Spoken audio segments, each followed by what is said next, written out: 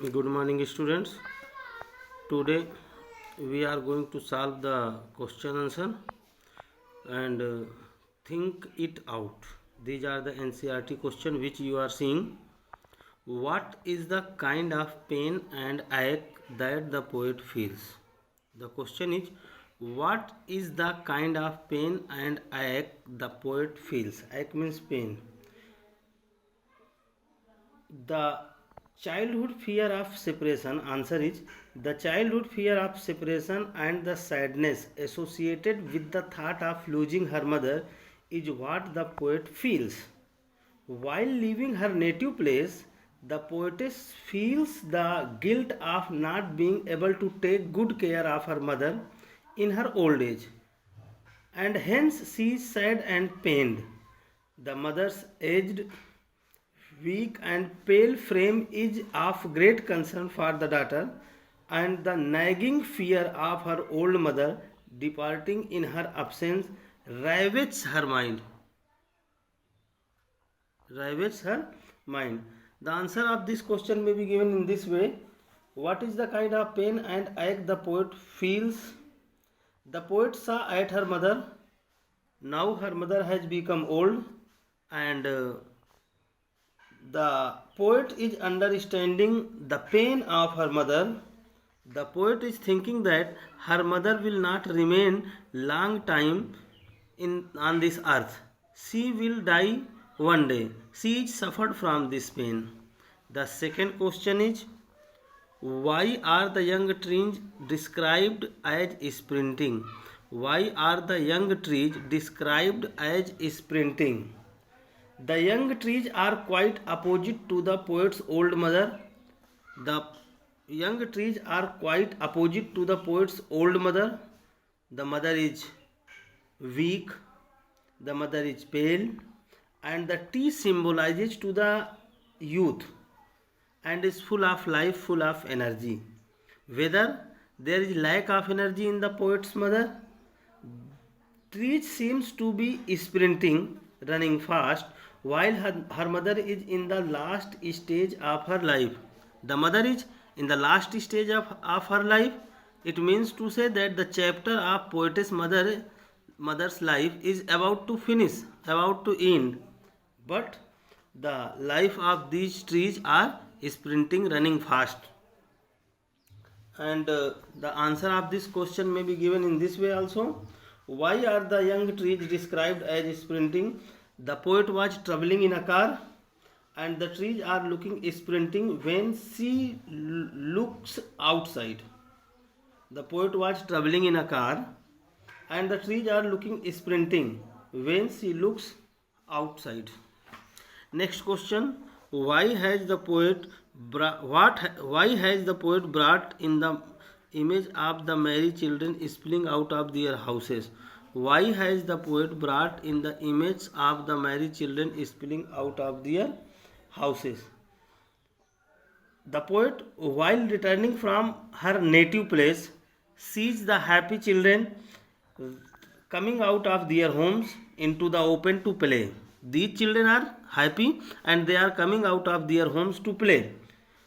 And these young children are full of energy and full of life. And these young children are a sharp contrast to the ashen face of her mother, the mother who is very weak, dull and lifeless at the age of 66. The enthusiasm and vitality of the children brings home more emphatically the painful realization that her mother may breathe her last any day in the near future. The mother may breathe her last any day in the near future. The answer of this question may be given in this way also. Why has the poet brought in the image of the merry children spilling out of their homes? The poet was thinking of her mother, and to see her mother she became sad, she became sorrowful. But when she looks outside of the car, she saw that the happy children were coming out of their homes, and the poetess is thinking that these children are happy and I am sad. Next question. Why has the mother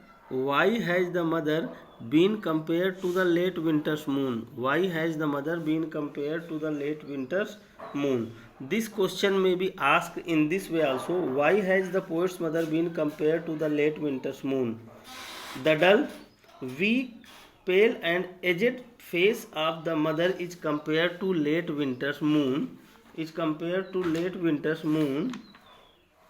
Which looks hazy, obscure and lacks shine and strength. Hence the comparison is quite appropriate and the simile used is apt and effective. The mother has also lost the glow, vigor and vitality of her youth, as she is 60 years old now. Just like that, the moon also have lost its shine and it is looking obscure, and that is lack of shine due to excessive cold and fog. So the mother has been compared to the late winter's moon. What do the parting words of the poet and her smile signify? What do the parting word of the poet and her smile signify? The poetess had to leave her mother and her native place to go to her own home. She felt guilty to leave her mother all by herself alone in this ripe age. Her mother needed love, respect, affection, togetherness, which the poet is unable to give her in plenty. Hence, to cover up her agony and pain of separation and loss, she puts on a long cheerful smile on her face. She puts on a brave front to hide her fear behind a smile. The poetess wanted to hide her fear behind her smile. Before leaving, she says to her mother, "See you soon, Amma," which definitely brought out a faint ray of hope in the mother that she would survive long enough for the two to meet again. The smile, even it was a hollow one, must have comforted both the mother and the daughter. The answer of this question may be given in this way also.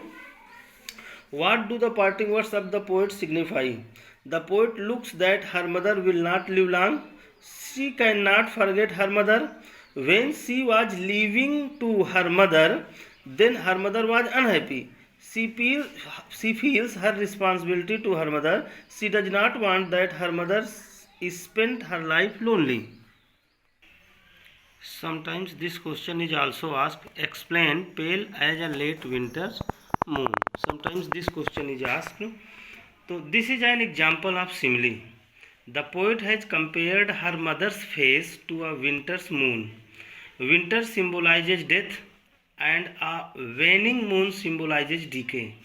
Just like winter loses its magnificence and beauty when covered with fog and mist, similarly the poet's mother has lost her youth and vitality and has become inactive and withered. So the mother's face is compared to the late winter's moon. This question may be also asked. What different image does the poet use to convey the idea of her mother's old age? Once again, what different image does the poet use to convey the idea of the poetess of her mother's old age? Here is the question, and the answer of this question will be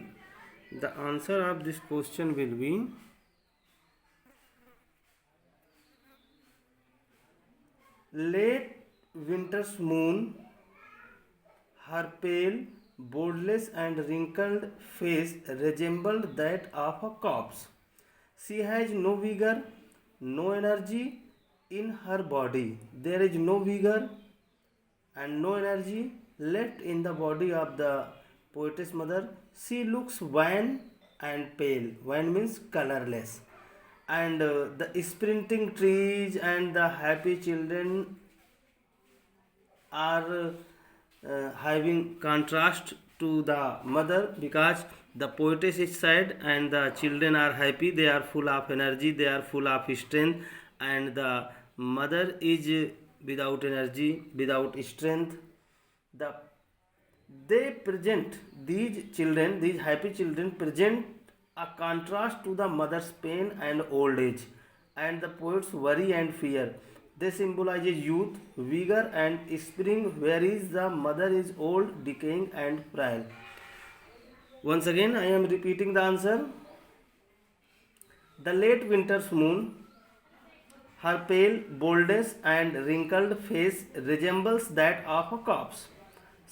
The poetess mother has no vigor and no energy in her body. She looks wan and pale. The sprinting trees and merry children are happy and young. They present a contrast to the mother's pain and old age and the poet's worry and fear. They symbolizes youth, vigor, and spring, whereas the mother is old, decaying, and frail.